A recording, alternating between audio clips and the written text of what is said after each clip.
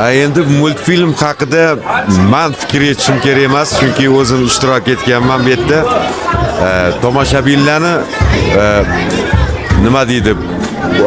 Zavq bilan ko'rganini, ularning reaksiyasini ko'rib, lekin juda xursand bo'lib ketdim. Har bitta qahramonni haligi bir yaxshi bir yutug'iga qarshi ela bilan qabul qilib olishyapti. To'g'risini aytsam, aslida bu darajada kutmagan edim.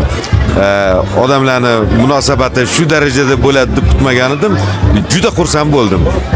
Kayfiyatim ko'tarinki, chunki shu filmni yaratilishida o'zimizni arzimagan hissamizni qo'shganmiz.